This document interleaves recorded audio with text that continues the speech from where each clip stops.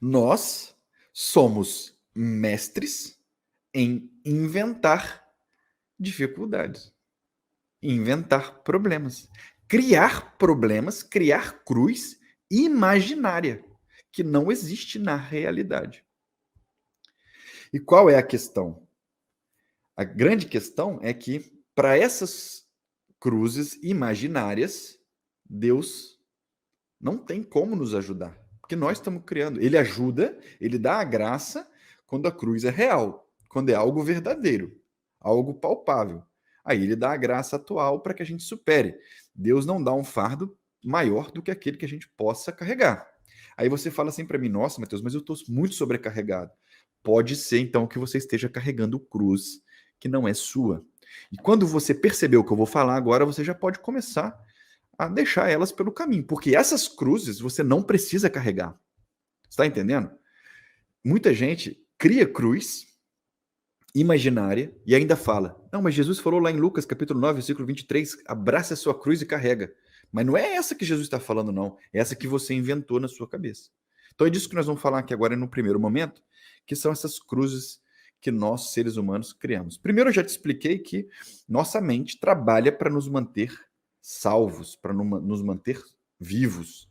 E por isso ela cria cenários mais negativos possíveis, mais aterrorizantes possíveis, para que a gente fique sempre em sinal de alerta para não vir a perecer. Então, a nossa mente não trabalha para a paz, ela trabalha para a sobrevivência. Eu já expliquei isso para você.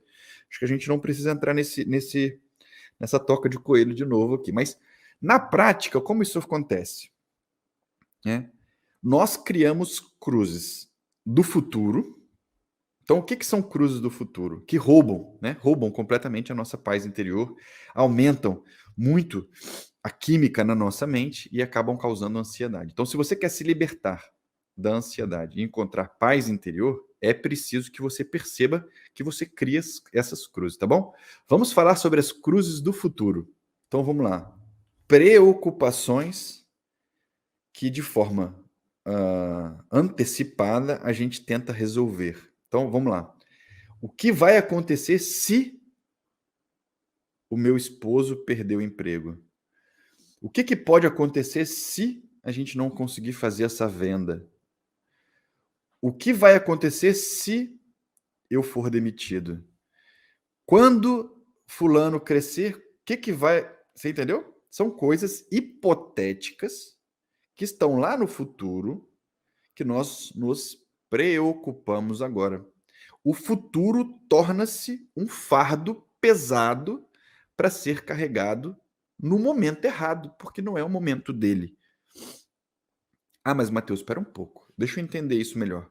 Então quer dizer que eu não tenho que fazer nada em relação ao futuro? Nunca disse isso. Eu nunca disse isso. Vocês nunca ouviram eu dizer isso. Nós temos que planejar e executar tudo aquilo que esteja ao nosso alcance para o nosso futuro ser o melhor possível. Afinal, Jesus veio para que a gente tenha vida em abundância. Você pode e deve planejar seu futuro, mas veja, planejar é no infinitivo, está no presente. Está no dia de hoje. Eu vou planejar o futuro. Planejamento é uma ação do presente, não do futuro. Então você pode sim planejar seu futuro, você pode sim se organizar para o futuro vindouro, mas não se preocupar, porque preocupação não leva ninguém a lugar nenhum. A própria palavra de Deus diz isso, que a preocupação nunca vai aumentar um dia da sua vida, um côvado da sua medida. Então não venha com essa questão, eu preciso ficar preocupado porque vai que acontece isso aqui. Não. Você se planeja. O que você pode fazer hoje? Você pode procurar outro emprego, você pode procurar mais clientes, você pode estudar para ser o melhor profissional, você pode ler mais para se tornar mais capaz. Tudo você pode fazer com calma, com paz, com tranquilidade. Ah, Matheus, mas e se acontecer isso? Se acontecer isso, na hora que acontecer, na exata hora que acontecer, que a sua cruz imaginária se tornar cruz real, Deus vai te dar uma graça especial, atual, lá quando ela acontecer, para você lidar com ela. Mas quando você tenta pegar uma coisa hipotética e trazer para agora, como que ele vai te ajudar? Ele não pode desperdiçar a graça que tá para te dar lá na frente, caso aquilo aconteça. Se ele te der agora, lá na frente falta graça, é isso? Ah, não, ele podia dar graça para nós agora e não a gente faz muita confusão com isso, tá bom? Isso é uma grande habilidade do encardido, a habilidade do nosso inimigo. A principal tarefa dele, vários autores, tá, gente? Ó, vários teólogos, vários padres já cansaram de falar isso.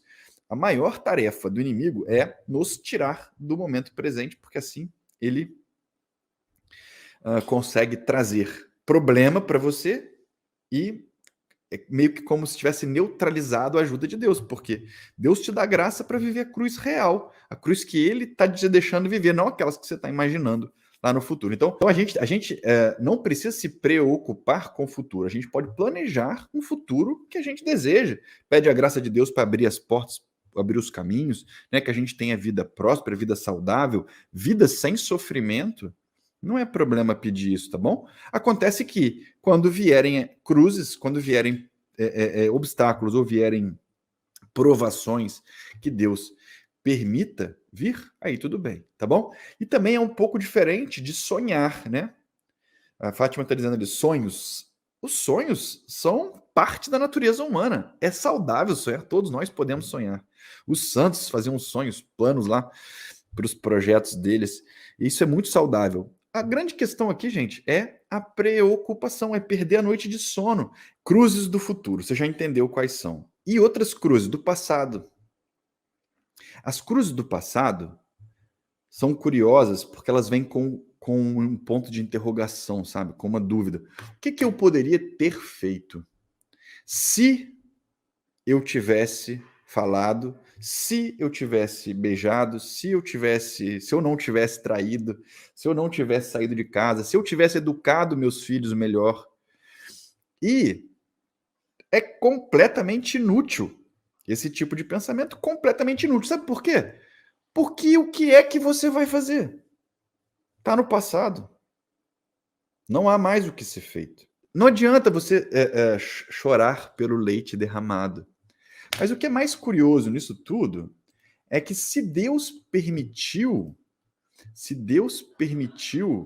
que algo acontecesse contigo, né? Se aconteceu, gente, olha só, presta atenção numa coisa. Nada acontece se Deus não tenha desejado ou permitido. Nada. Então, se aconteceu, é porque Deus quis ou porque ele, de certa forma, permitiu que acontecesse, porque daquele fato era possível tirar um bem maior. Essa é a nossa fé. Essa é a fé que nós professamos. Tá bom? Então não adianta ficar preso no passado, nas coisas que estão no passado, não adianta. São cruzes imaginárias, estão só aqui dentro. Percebe? Imagina assim, ó, isso que eu carrego aqui dentro, se eu vier a falecer, se eu vier a faltar, para onde vão esses problemas que estão aqui dentro do passado? Vão junto comigo. Não existem na realidade, você entende? Eles não são reais. É só uma memória que você grava na sua emoção, no seu intelecto. Mas que você precisa fazer as pazes. Primeiro fazer as pazes com Deus. Dizer para ele, bom, Senhor, então se isso aconteceu de alguma maneira é porque eu precisava passar por isso ou porque algo maior, algo melhor o Senhor vai tirar dessa situação. Não é? Tá bom? Então essas são as cruzes do futuro, cruzes do passado que a gente inventa na nossa cabeça, que a gente cria, tá? E que não são vindas das mãos de Deus. Não é essa cruz que Deus quer que você abrace. Não é essa, Ele quer que você se livre, porque essa não vem dele, vem da sua cabeça. Essas cruzes não vêm da providência de Deus, não é nosso Senhor que está dizendo para você assim, Mateus, tenha essa preocupação, ou guarde essa mágoa. Não. São Padre Pio dizia assim, né? O meu futuro, a sua providência. O meu presente, o seu amor. E o meu passado, a sua misericórdia. Padre Pio ensinava isso para nós. Deus sempre fala, olha, a gente pode perdoar 77 vezes 7, 70 vezes 7, sei lá. Pode perdoar quantas vezes forem. Ele mesmo nos perdoa quantas vezes forem. Quantas vezes a gente chegar lá no sacramento da confissão e pedir perdão de coração contrito, com uma firme resolução, ele vai nos perdoar. Você está entendendo? Então, E essa questão de eu tenho que fazer mais, eu tenho que ser, eu tenho que fazer, eu tenho que acertar, eu tenho que fazer, porque quando eu erro, eu fico, ai meu Deus, eu não estou satisfeito comigo. Você precisa fazer as pazes com você, se você está passando por essas questões de cruzes do presente, tá bom? E deixemos de lado essas 3 fontes de problema, de cruz, que não são vindas da providência. E não conta essa de, ai, Jesus pediu para eu segurar minha cruz e levar minha cruz pelo caminho. Essas, ele não quer que você carregue. Posso te afirmar isso, tá bom? Todos os livros de doutrina, toda a vida dos santos, não tem um só que diga que a preocupação ajuda, ou que a culpa ajuda, ou que a mágoa com quem te feriu ajude. Muito pelo contrário. Os conceitos de Deus está com você a todo momento, a providência está cuidando de você, Deus vai providenciar aquilo que for melhor para a sua vida, apesar do seu pecado, apesar das suas faltas. Deus é justo. Por isso ele é misericordioso. Ele sabe que você é falho. Por isso ele tem misericórdia em abundância. O tamanho da misericórdia de Deus ultrapassa as nossas próprias misérias. Como diria Santa Faustina, é um infindo mar de misericórdia.